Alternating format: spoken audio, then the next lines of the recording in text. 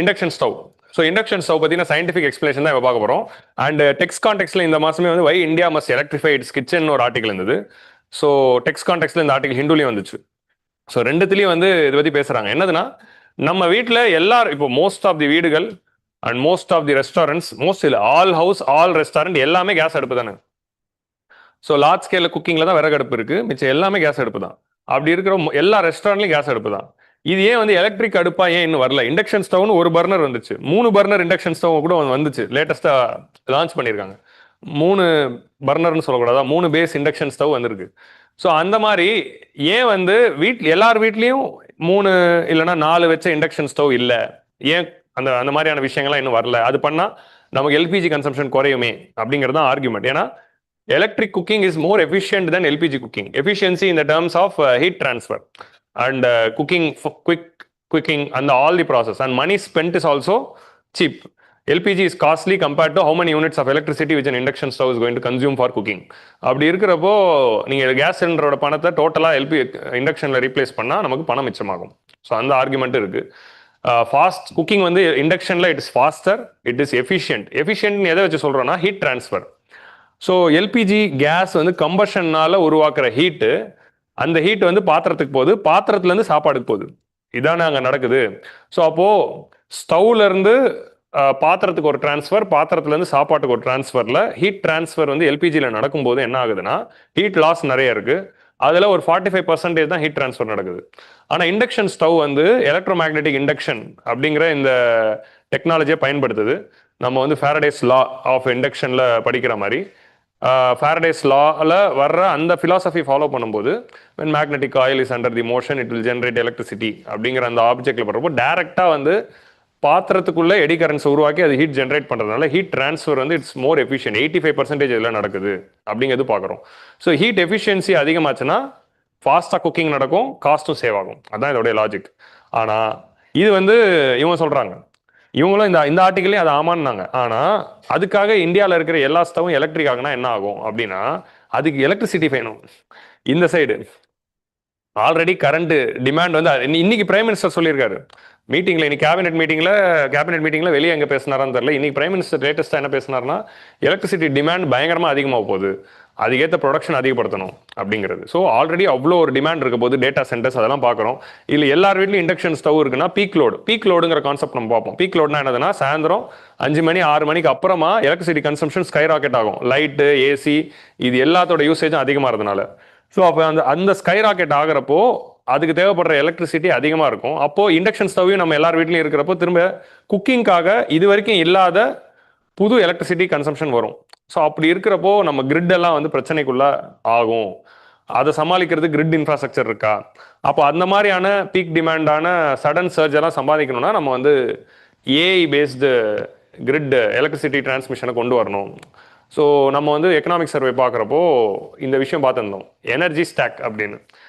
Energy செக்டரில் ஏஐயும் டெக்னாலஜியும் எப்படி கொண்டு வந்து ஸ்மார்ட் எலக்ட்ரிசிட்டி சப்ளை எப்படி கொண்டு வரலாம் அப்படின்னு அந்த மாதிரியான சிஸ்டம் வந்துச்சுன்னா தான் இதெல்லாம் சமாளிக்க முடியும். அப்போ அந்த மாதிரி சிஸ்டம்ஸ் கொண்டு வரணும் அப்படின்னு சொல்கிறது தான் இந்த ஆர்டிகல். ஸோ அந்த 2 ஆர்டிகளையும் நம்ம வந்து இன்டெகிரேட் பண்ணி டிஸ்கஸ் பண்ண போகிறோம். ஸோ ஃபர்ஸ்ட் வந்து firm's point of view. So இந்த இஸ்ரேல் ஈரான் வார்னால என்ன ஆயிடுச்சுன்னா எல்பிஜி சிலிண்டர்ஸோட விலை ஏறிடுச்சு. எல்பிஜி சிலிண்டர்ஸோட விலை ஏறினோடனே demand for induction stove rise. இதுதான் சப்ஸ்டியூட் குட்ஸ். சப்ஸ்டியூட் குட்ஸ் என்ன நம்ம எக்கனாமிக்ஸும் இதில் பார்ப்போம். கூட் ஏ கூட் பி 2 இருக்கு. கூட் ஏ உடைய ப்ரைஸ் வந்து ரைஸ் ஆன உடனே கூட் ஏ உடைய டிமாண்ட் வந்து குறைஞ்சிடுது. இதனால அதோடைய சப்ஸ்டியூட்டான பி உடைய டிமாண்ட் வந்து அதிகமாயிடுது. So what is a substitute good? When price of one good increases the demand for the substitute will increase. So when the price of LPG cylinder increased, இதோட பிரைஸ் ஏறும்போது demand for induction stove also increased.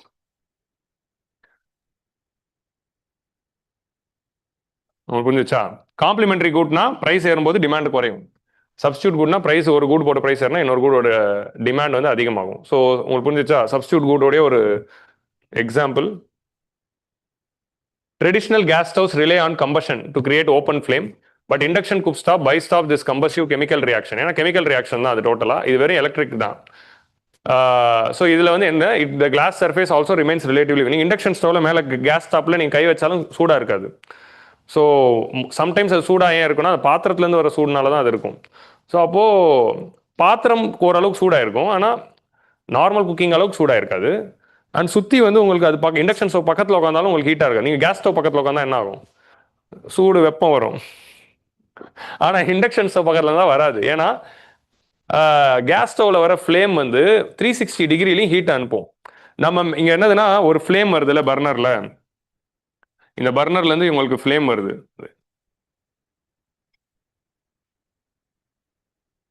இந்த flame வந்து 360 டிகிரிலையும் போகுது.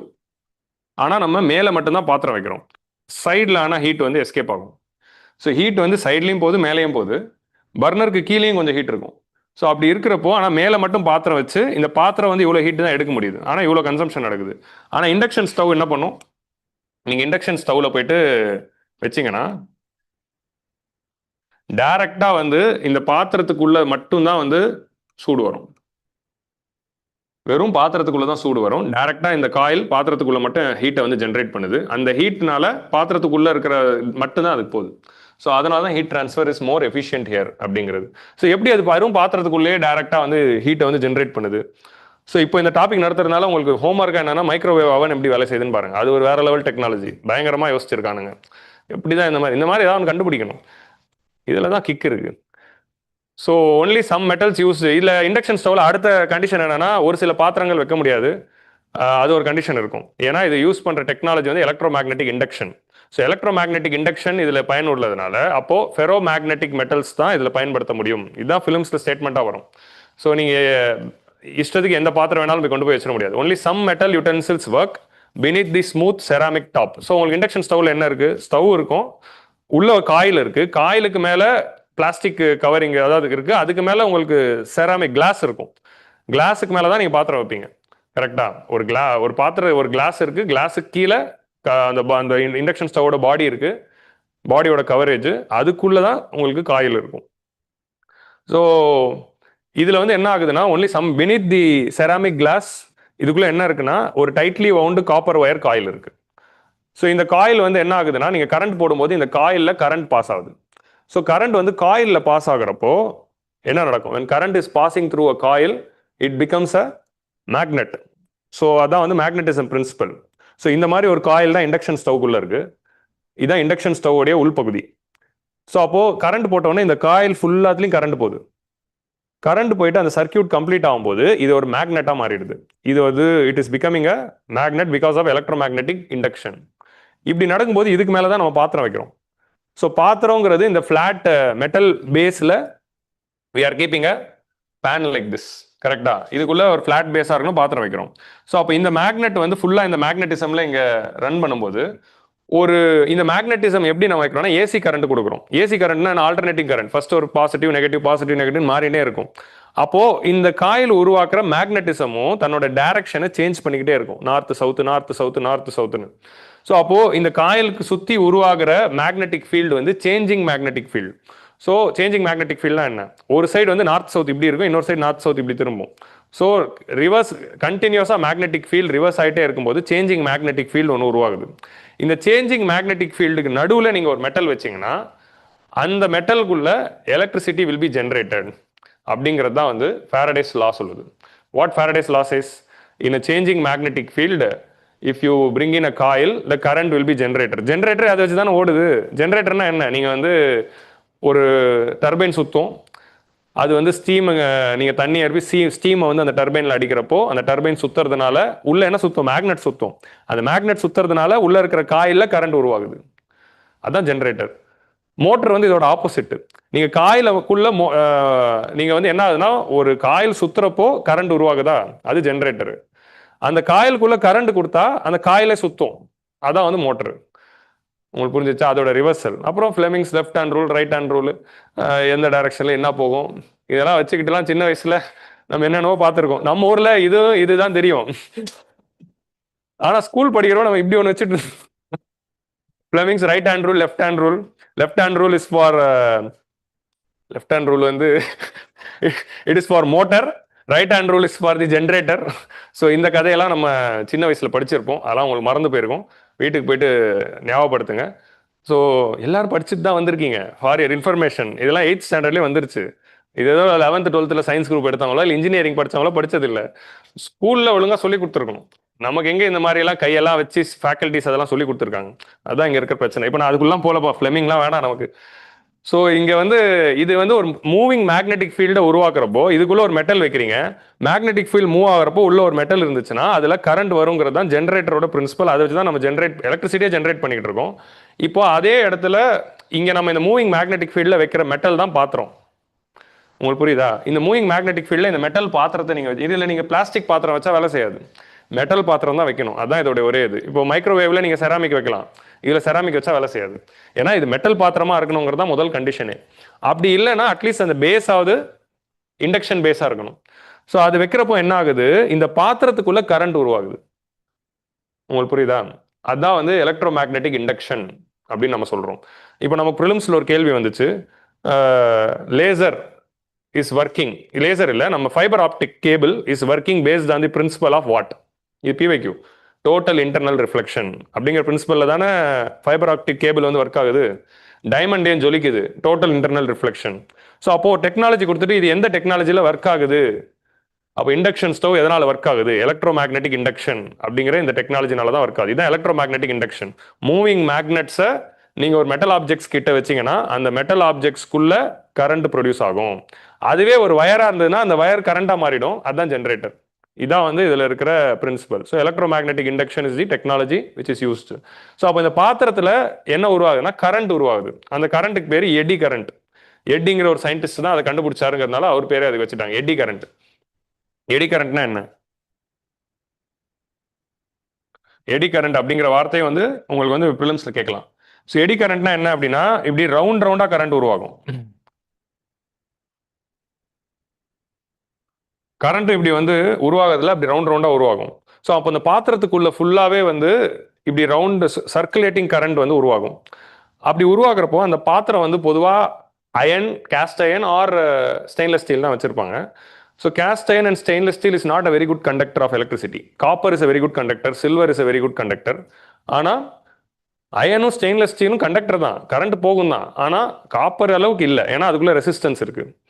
ஏன்னா stainless ஸ்டீல்லையும் அயன்லையும் resistance இருக்கும். ரெசிஸ்டன்ஸ்னா என்ன? Ability of an object to resist the flow of current. Current flow ஆகாம அந்த எலக்ட்ரான்ஸ் வந்து ஸ்பீடாக போகுதுல்ல, அது போக விடாமல் தடுக்கிறது தான் ரெசிஸ்டன்ஸ். ஸோ அப்போ அயன்லையும் ஸ்டீல்லையுமே நம்ம பாத்திரத்தை டிசைன் பண்ணும்போது உள்ள ரெசிஸ்டன்ஸ் இருக்கு. இப்போ இந்த எடி கரண்ட்லாம் அந்த பாத்திரத்தில் உருவாகிறப்போ ரெசிஸ்டன்ஸ் இருக்கிற அயனை வந்து அது கடந்து வரும்போது அது என்ன ஆகுது, நீங்க வேகமா போயிட்டு ஒரு செவுத்துல முட்டிக்கிட்டா என்ன ஆகும்? கை வலிக்கும்ல. அங்க செவுரு இல்லைன்னா நீங்க அப்படியே போயிட்டே இருப்பீங்க. ஆனா செவுத்துல போய் முட்டிக்கிட்டா கை வலிக்கும். அதே மாதிரி எலக்ட்ரான்ஸ் வந்து வேகமா வந்து முட்டுது அந்த அயன்ல. முட்டுறப்போ அதான் ரெசிஸ்டன்ஸ். ஸோ எவ்வளோ ரெசிஸ்டன்ஸ் தான் நம்ம ஓம் வச்சு மெஷர் பண்ணுவோம். ஸோ ரெசிஸ்டன்ஸ் வந்து வரும்போது அது சடனாக எல்லா எலக்ட்ரான்ஸும் வந்து முட்டுறதுனால அங்கே வந்து ஹீட் ஜென்ரேட் ஆகுது. So kinetic energy of electron is converted into heat. ஏன்னா ஹையர் தி ரெசிஸ்டன்ஸ் மோர். இப்போ நம்ம வந்து வாட்டர் ஹீட்டர்னு ஒன்று வச்சிருப்போம்ல, ஒரு காயில் வந்து பக்கெட்குள்ளே வச்சிருப்போம். இப்போ எப்படி வந்து நம்ம வீட்டில் இருக்கிற கீசர்லாம் வேலை செய்யுது, உள்ளுக்குள்ளே இப்படி ஒரு காயில் இருக்கும். நீங்கள் பட்டன் போட்டோன்னே அந்த காயிலை சுற்றி it's high resistant material. So அப்போ அந்த காயில் வந்து ஹை ரெசிஸ்டன்ட் மெட்டீரியலாக இருக்கிறப்போ அது வந்து அதில் கரண்ட் உள்ளே போகும்போது கஷ்டப்பட்டு கரண்ட் உள்ளே போகிறதுனால அந்த கைனட்டிக் எனர்ஜியெல்லாம் ரெசிஸ்டன்ஸை தாண்டி வரதுனால எலக்ட்ரான்ஸ் எல்லாம் போய் மோதி அது ஹீட்டாக மாறிடுது. அந்த ஹீட்டு தான் வெளியே இருக்க தண்ணியை வந்து சூடு பண்ணுது. ஸோ அதான் கீசர், வாட்டர் ஹீட்டர். அதே பிரின்சிபல் தான். இந்த பாத்திரத்தில் இந்த கரண்ட் உருவாகிறப்போ பாத்திரத்துக்குள்ள நேச்சுரலாக இருக்க ரெசிஸ்டன்ஸ் எலக்ட்ரிக் எனர்ஜியை ஹீட் எனர்ஜியாக கன்வெர்ட் பண்ணுது. அப்போ பாத்திரத்தோட பேஸு சூடாயிடுது. அந்த பேஸு சூடாகும் போது அது மேலே இருக்கிற எந்த சாப்பாடு போடுறீங்களோ அதை சூடு பண்ணிடுது. ஸோ இப்படி தான் வந்து குக்கிங் இங்கே நடக்குது. ஸோ டேரெக்டாக அப்படி திருப்பி நீங்கள் வந்து குளுத்துறப்போ என்ன ஆகுது, உள்ளே இருக்கிற கேஸ் ப்ரோபேன் ஆர் பியூட்டேன் வந்து கம்பஸ்ட் ஆகிறப்போ எல்பிஜியில் ஒரு ஹீட் வருது. ஏன்னா combustion of the gas creates the electricity. Combustion நடக்கிறப்போ என்ன ஆகும், பியூட்டேன் அண்ட் ப்ரோபேனுடைய எலக்ட்ரான்ஸ் வந்து ஒரு எனர்ஜி பேண்ட்லேருந்து ஹையர் எனர்ஜி பேண்டுக்கு போகும். அப்படி எனர்ஜி பேண்ட்லேருந்து போகிறப்போ தட் வில் கிரியேட் ஹீட். இப்போ அதுக்குள்ளே போக வேணாம், கெமிஸ்ட்ரிக்குள்ளே சிம்பிளாக இதுக்குள்ளே இந்த லெவலில் முடிச்சுக்கலாம். ஸோ அப்போ இது புரிஞ்சிச்சா எப்படி இண்டக்ஷன் ஸ்டவ் வேலை செய்யுதுன்னு? இண்டக்ஷன் ஸ்டவ் எப்படி வேலை செய்யுதுன்னு கேட்டால் சொல்ல தெரியணும், ஒரு இன்ஜினியர்ஸ்க்கு சொல்ல தெரியணும். ஹியூமனிட்டிஸ் படித்தவங்க இப்போ யூபிஎஸ்சி ஆஸ்பிரண்டாக வாழ்ந்த பாவத்துக்காக கற்றுக்கணும் பொது அறிவு. ஏன்னா யூபிஎஸ்சி சிலபஸில் டைரெக்டாக கொடுத்துருக்கிற ஒரு வேர்டு என்ன, எவ்ரிடே சயின்ஸ் அப்படிங்கிறது ஒரு வார்த்தை இருக்கும். சயின்ஸ் ஹிந்தி அது என்ன வேர்டு இருக்கும், science in the everyday aspects அப்படிங்கிற மாதிரி ஒரு லைன் இருக்கும் சிலபஸில். டே டு டே ஆக்டிவிட்டீஸில் இருக்கிற சயின்ஸ் எல்லாமே நம்ம படிக்கணுங்கிறது யூபிஎஸ்சி சிலபஸ்லேயே கொடுத்துருக்கிற ஒரு வேர்டு. ஸோ அதனால் வந்து அதை நம்ம பயன்படுத்தி ஆகணும்.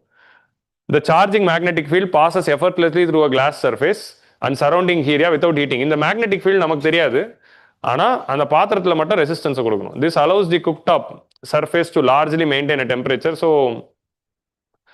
இதில் எந்த குக் டாப் உங்களால் யூஸ் பண்ண முடியும்னா ferromagnetic cookware. So like iron or ஒரு சில கைண்ட் ஆஃப் ஸ்டீல்ஸை தான் பெரும்பாலும் பயன்படுத்த முடியும். எதில் வந்து எடி கரண்ட்ஸ் நல்லா உருவாகும். அண்ட் அந்த இப்போ எந்த பாத்திரத்தை இதில் பயன்படுத்தலாம்னா எடி கரண்ட்ஸ் நிறைய உருவாகிற பாத்திரமா இருக்கணும் அண்ட் அதில் ரெசிஸ்டன்ஸும் இருக்கணும். இதுதான் 2 கண்டிஷன்ஸ்.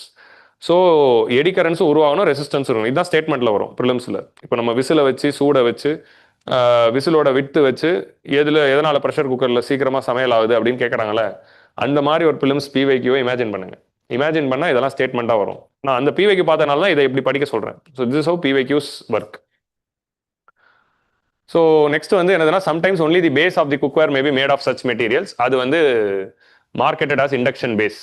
ஸோ இதில் என்ன லா இருக்குன்னா, Faraday's law of induction or Faraday's law of electromagnetic induction. இந்த டெக்னாலஜி தான் இங்கே ஒர்க் ஆகுது. ஸோ ஃபாரடே தான் இதை கண்டுபிடிச்சி சொன்னார். வென் மூவிங் மேக்னெட்டிக் ஃபீல்டில் ஒரு மெட்டல் வந்ததுன்னா அதில் இஎம்எஃப் எலக்ட்ரோ மேக்னெட்டிக் ஃபோர்ஸ் வந்து ஜென்ரேட் ஆகும், அதனால கரண்ட் வரும் அப்படிங்கிறதுலாம் நீங்கள் படிச்சிருப்பீங்க. ஃபிசிக்ஸ் படித்தவங்களுக்குலாம் தெரியும், இஎம்எஃப் பற்றிலாம் படிச்சிருப்போம். ஸோ ஃபாரடேஸ் லா என்ன சொல்லுதுன்னா, this law states that changing magnetic field shall induce a voltage and consequently an electric current in all the nearby electrical conductors. So metal pan which sits inside this intensely fluctuating magnetic field acts as a conductor. So அதனால் என்ன ஆகுதுன்னா, swirling electric currents இதில் உருவாகுது. இந்த swirling electric currents தான் eddy currents அப்படின்னு நம்ம சொல்கிறோம். So the term eddy currents is related to what அப்படிங்கிற மாதிரி கேட்கலாம். உங்களுக்கு புரியுதா? ஸோ எடி கரண்ட்ஸ்னா வந்து circulating electric current induced with in the conductors because of the changing magnetic field. அது ஒரு சர்க்குலேட்டிங் கரண்ட்டுங்க, ஞாபகம் சைக்ளோன் மாதிரி அது சுற்றும். ஸோ அது லென்ஸ்லாம் படி அது இயங்குது, அதுக்குள்ளே இப்போ வேணாம். இப்போ இதில் ஒரு ஃபிசிக்கல் எஃபெக்ட் நம்ம அந்த ஹீட்டிங்காக யூஸ் பண்ணிக்கிறோம். Higher the magnetic strength more the intensity of eddy current. அப்போ மேக்னெட்டிக் பவர் அதிகமாக இருந்ததுன்னா எலக்ட்ரிசிட்டி அதிகமாக இருக்கும். மேக்னெட்டிக் பவர் அதிகப்படுத்தணும்னு என்ன பண்ணணும், நிறைய கரண்ட் கொடுக்கணும் காயிலுக்கு, அப்போ நிறைய மேக்னெட்டிசம் வரும். ஸோ அப்போது உங்களுக்கு வந்து அதில் வந்து வரும். இந்த எடி கரண்ட் வந்து வேறு எங்கெங்கெல்லாம் டெக்னாலஜிஸில் பயன்படுத்துகிறாங்க அப்படின்னா, இதே கான்செப்ட் ஆஃப் எடி கரண்ட்ஸ் வந்து குக்கிங்கில் இண்டக்ஷன் ஸ்டவ்வில் யூஸ் பண்ணுறோம். இது வந்து பிரேக்ஸ்லையும் பயன்படுத்துகிறாங்க. இப்போ எப்படி இருக்குன்னா, இப்போ நீங்கள் என்ன ஆகுனா, டிஸ்க் பிரேக் அப்படிங்கிற கான்செப்ட் வந்து நீங்கள் பார்த்துருக்கீங்க. Disc brake works in a different way. But பெரிய பெரிய ட்ரெயினுக்குலாம் வந்து எடி கரண்ட் பிரேக்ஸ் இருக்குது. ஸோ இந்த எடி கரண்ட் பிரேக்ஸில் என்ன ஆகுனா, இதே மாதிரி ஒரு டிஸ்க் வச்சுப்பாங்க. அதில் வந்து அந்த பிரேக் பிடிக்கிற இடத்துல இப்போ நம்ம பிரேக் எப்படி வேலை செய்யுது, பிரேக் ஷூ வந்து வண்டி எப்படி டைட்டாக நம்ம சைக்கிளில் பிரேக் அமுக்கணும்னு என்ன ஆகுது, பிரேக் ஷூ வந்து வீலை பிடிச்சிக்குது, அப்போ வண்டி நின்றுடுது. ஸோ இங்கே பிரேக் ஷூ வந்து பிடிக்கிற மாதிரி இல்லாமல் கான்டாக்ட்லெஸ். ஸோ இங்கே என்ன இருக்குன்னா, ஒரு ட்ரெயினோட சக்கரம் எப்படி வச்சுக்கலாம். இதில் வந்து என்ன ஆகுனா, நடுவில் வந்து இங்கே ஒரு டிஸ்க் இருக்கும். இந்த டிஸ்கை சுற்றி இந்த எடி கரண்ட் பிரேக்கில் இங்கே ஒரு மேக்னெட்டு, இங்கே ஒரு மேக்னெட் வச்சுருப்பாங்க. ஓகே, இதுதான் வீலு. வீலுக்கு நடுவில் ஒரு டிஸ்க் இருக்கும், அந்த டிஸ்கை சுற்றி இருக்கும். இப்போ பிரேக் போடும்போது என்ன ஆகுனா, இந்த 2 மேக்னெட்டையும் ஆன் ஆகிடும். ஆன் ஆகிறப்போ வீல் சுற்றுதில்ல, அப்போ ஒரு மூவிங் மேக்னெட்டிக் ஃபீல்டு உருவாகுது. கரெக்டாக இந்த வீல் சுற்றிட்டு இருக்கும். ஸோ அப்போ ஆட்டோமேட்டிக்கலி இந்த மேக்னெட்டும் சுற்றும்.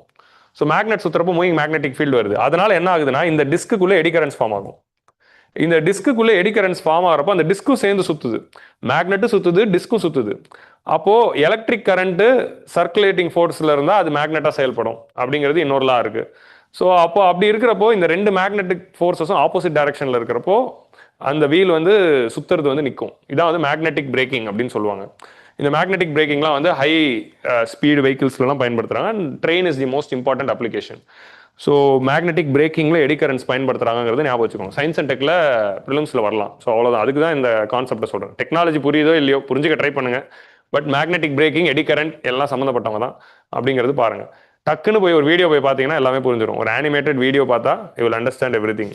So go and see an animated video. Actually இந்த லிங்க் அமுக்குனா அந்த வீடியோ ஓப்பன் ஆச்சு. கூகுள் ஜெமினி சொன்ன சர்ச் தான்.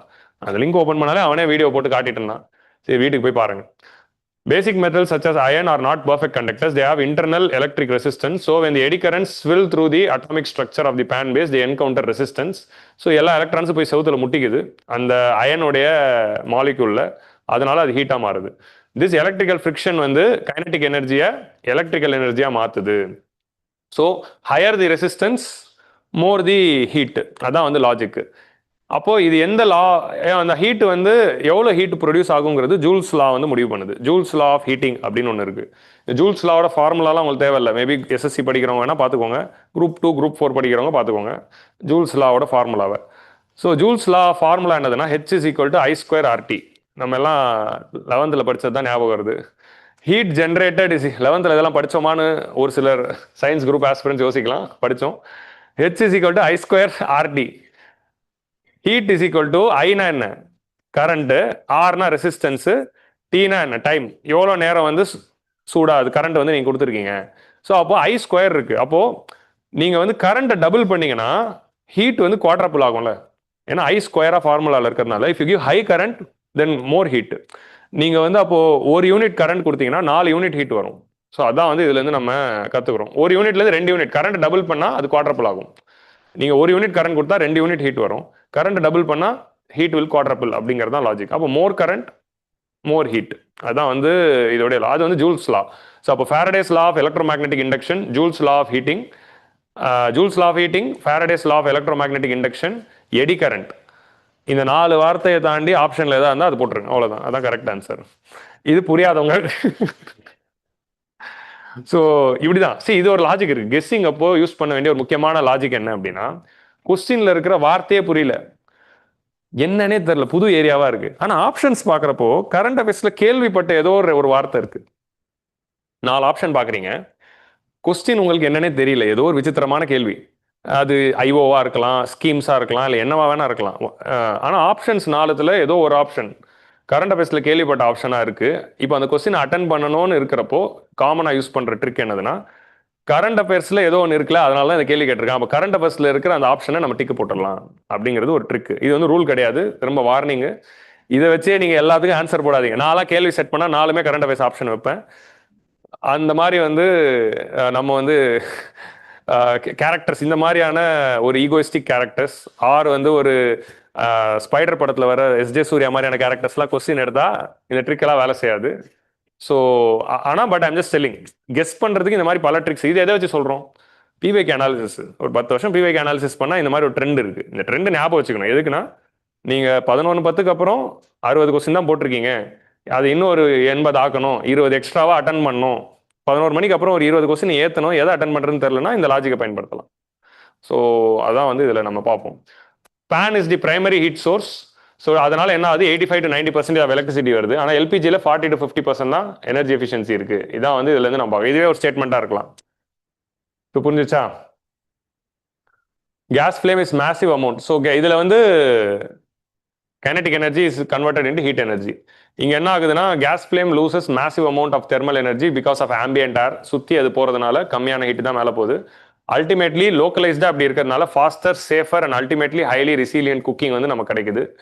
ஹவவர் இதுல டிராபேக்ஸ் இருக்கு. என்ன டிராபேக்ஸ் இருக்குன்னா, they are less durable then LPG stove. LPG stove மாதிரி இது நின்று பேசாது, சீக்கிரம் ரிப்பேர் ஆயிடும். எல்பிஜி ஸ்டவ் ரிப்பேர் ஆச்சுன்னா செலவு கம்மி. இவன் ரிப்பேர் ஆனால் காயில மாற்றணும்ட்டா அவ்வளோதான், செலவு அதிகம். ஸோ மெயின்டெனன்ஸ் காஸ்ட் கம்மி, அதிகம் வந்து இண்டக்ஷன் ஸ்டவ்க்கு. எல்பிஜி ஸ்டவ் நீங்கள் மேலேருந்து கீழே போட்டாலும் அது வேலை செய்யும். இண்டக்ஷன் ஸ்டவ் மேலேருந்து கீழே போட்டால் உடஞ்சிரும். ஸோ அதான் டியூரபிலிட்டி. யார் ஸ்டவ்வுக்கு மேலேருந்து கீழே போட போறாங்கிறது கேட்காதீங்க. நான் ஜஸ்ட் வந்து உங்களுக்கு சொல்றேன், டிபெண்ட் ஆன் தி டியூரபிலிட்டிக்கு எக்ஸாம்பிள் சொல்றேன். Depend on the electricity. Electricity is very unreliable in India. அப்போ நீங்க வந்து எல்பிஜி அடுப்பு இல்லாமல் கரண்ட் மட்டுமே நம்பி சமையல் வச்சிருந்தா கரண்ட் ஆஃப் ஆச்சுன்னா என்ன பண்ணுவீங்க? சமைக்க முடியாது. அதுதான் வந்து இங்க இருக்கிற பிரச்சனை. அதே மாதிரி வந்து இந்தியன் குக்கிங் ஸ்டைலுக்கு அது காம்படிபிளே இல்லை அப்படின்றாங்க. இந்தியன் குக்கிங் ஸ்டைல்ல என்ன, ஒன் பார்ட் குக்கிங் இருக்கா? நமக்கு வந்து இந்த சைடில் தாளிக்கணும், இந்த சைடில் பால், இந்த சைடில் சமையல் போயிட்டு இருக்கோம், இந்த சைடு அரிசி இருக்கும், இந்த சைடு குழம்பு வச்சுட்டு இருக்கோம், இங்க டீ கேட்டிருப்பாங்க. அப்போ இந்த மாதிரி ஒரு டிமாண்ட் இருக்கிறப்போ நம்ம என்ன, இதுல வந்து தாளிக்கிறதுக்கு வேற தனியா ஒரு பர்னர் தேவைப்படும். அப்ப இருக்கிற ஒன்றத்தை எடுத்து வச்சுக்கிட்டு அப்புறம் தாளிக்கிறதுக்கு ஒன்று வைக்கணும். ஸோ அப்படி இருக்கிறப்போ இந்தியன் குக்கிங் ஸ்டைலெல்லாம் இண்டக்ஷன்லாம் வச்சு ஒன்றும் பண்ண முடியாது அப்படின்னு சொல்றோம். அதனால தான் 4 பேஸ் ஸ்டவ்லாம் கேட்குறாங்க. Anyone who maths chapatis and அது கூட தட்கா, அது கூட வந்து ஸ்டரிங் தாலும் ஒன்று பண்ணணும் அப்படின்னா இதெல்லாம் வேலைக்கு ஆகாதுப்பா. இண்டக்ஷன் ஸ்டவ்ல பிரியாணி சமைக்க முடியுமா? சமைக்கலாம் சயின்டிஃபிக்கலி. ஆனா அது ஆனா அது இமேஜின் பண்றப்போ சிரிப்பா வருது. அது எப்படி அது இப்படிதான் வந்து ஆக்சுவலி வந்து நான் பிரியாணி சமைக்கிறவங்கலாம் கேட்குறப்போ விறகடுப்புல இருந்து ஸ்டவ்ல பிரியாணி பண்றதுக்கு மாறும்போது எல்பிஜிலாம் பிரியாணி செய்ய முடியுமா? வாய்ப்பே இல்லை. விறகடுப்புல செஞ்சதுதான் பிரியாணி அப்படின்னு பிரியாணி குக்கர்ஸ் எல்லாம் சொல்லுவாங்க. அதே ரெசிஸ்டன்ஸ் தான் வந்து ஐ மீன் செஃப். அதே ரெசிஸ்டன்ஸ் தான் இப்போ எனக்கு தோணுது. இப்போ இண்டக்ஷன் ஸ்டவ்ல நம்மளால பிரியாணி செய்ய முடியுமா அப்படின்னு யோசிச்சு பார்க்குறப்போ அது நமக்கு மென்டல் பிளாக் தான், பட் பிசிக்கலி இட்ஸ் பாசிபிள் தான். ஸோ அதே மாதிரி வந்து இன்டர்நேஷனல் எனர்ஜி அண்ட் என்வாரன்மெண்ட் அந்த அத்தாரிட்டியோடைய ரிப்போர்ட் படி electric cooking is 35% cheaper and 14 than LPG and 14% cheaper than the natural gas. அப்படி இருக்கிறப்போ இது சீப் ஆல்டர்னேட்டிவ். ஆனால் இதுக்கு என்ன ஒரு வே ஃபார்வர்ட் சொல்றாங்கன்னா, அர்பன் ஏரியாஸ்லாம் நம்ம இண்டக்ஷன் வச்சுட்டோம்னா நம்ம கிட்ட இருக்கிற இந்த எல்பிஜி எல்லாம் நம்ம ரூரல் ஏரியாக்கு அனுப்பலாம். அர்பன் ஏரியாவில் ஹை எல்பிஜி யூஸ் இருக்கு, rural area low LPG use இருக்கு.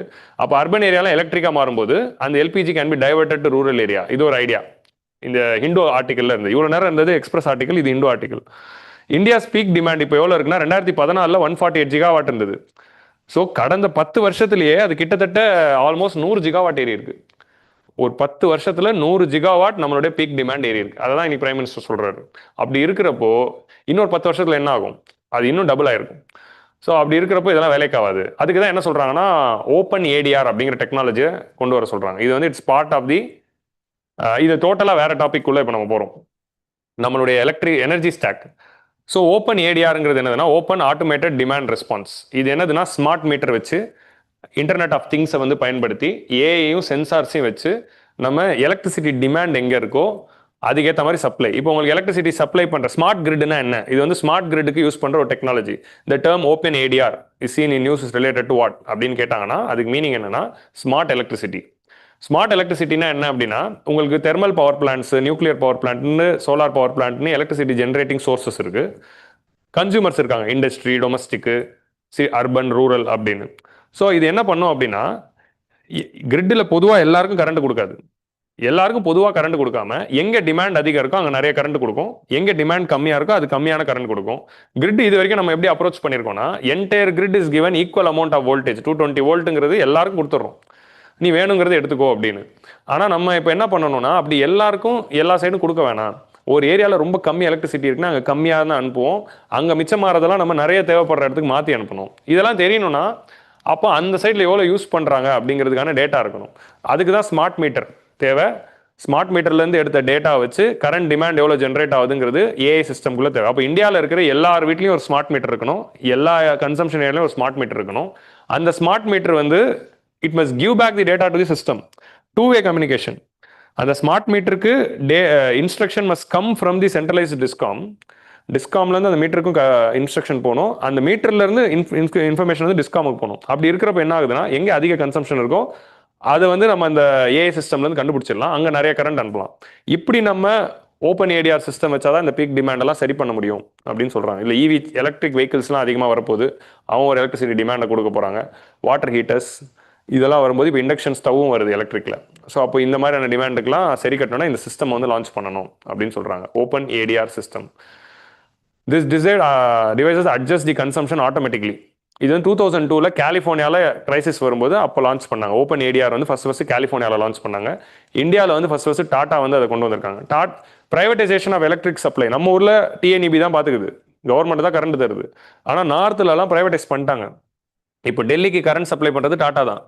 யார் பிரைவேட்ல மேஜர் கரண்ட் சப்ளையர் அப்படின்னு பார்த்தா டாட்டாவும் ரிலையன்ஸ் தான். They are providing electricity. இப்போ நம்ம கரண்ட் பில் யாருக்கு கட்டுறோம்? கவர்மெண்ட்டுக்கு தானே கட்டுறோம். ஆனால் டெல்லிக்காரங்களாம் டாட்டாக்கு தான் கட்டுறாங்க. So electricity supply is now privatised. So அப்படி பண்ணும்போது டாடா வந்து இந்த ஸ்மார்ட் சிஸ்டம் ஓப்பன் ஏடிஆர் வச்சு தான் டெல்லிக்கு சப்ளை கொடுக்கலாம். ஸோ அது இந்தியா ஃபுல்லாகவும் நம்ம பண்ணணும் அப்படிங்கிறது தான் நம்ம வந்து சொல்கிறோம். இதனால் என்ன ஆகுதுன்னா 14% எனர்ஜி எஃபிஷியன்சி பிரைவேட் வரான், இதை யூஸ் பண்ணால் 14% எனர்ஜி எஃபிஷியன்சி கிடைக்கும், கரண்ட்டை மிச்சப்படுத்தலாம், காஸ்ட்டை சேவ் பண்ணலாம்னு இன்ட்ரடியூஸ் பண்ணிட்டான். ஸோ அப்போ அது கவர்மெண்ட்டும் பண்ணணும், கவர்மெண்ட்டும் காஸ்ட்டை மிச்சப்படுத்தணும். அதுக்கு பேர் தான் ஃபிஸ்கல் கன்சால்டேஷன். ஸோ அப்படி இருக்கிறப்போ we have to do that. What discom still lags is full stack. இதெல்லாம் பண்ணணும்னா உங்களுக்கு ஃபுல் ஸ்டாக் தேவை, ஸ்மார்ட் மீட்டர்ஸ் தேவை, இன்டர்நெட் ஆஃப் திங்ஸ் தேவை. ஸோ இது எல்லாமே நம்ம கிரியேட் பண்ணி இதுக்கு ஒரு டிஜிட்டல் பிளாட்ஃபார்ம் தேவை. இதெல்லாம் உருவாக்கினா அதெல்லாம் நடந்துரும் அப்படின்னு சொல்கிறாங்க. அவ்வளோதான். எனர்ஜி ஸ்டாக் பற்றி நம்ம வந்து எக்கனாமிக் சர்வேல பார்த்துருக்கோம். யூடியூப் வியூவர்ஸ் கூடிய சீக்கிரம் அந்த வீடியோ வந்துடும், அதில் பாருங்கள். சரியா? நம்ம கோ ஃபார் அ பிரேக்.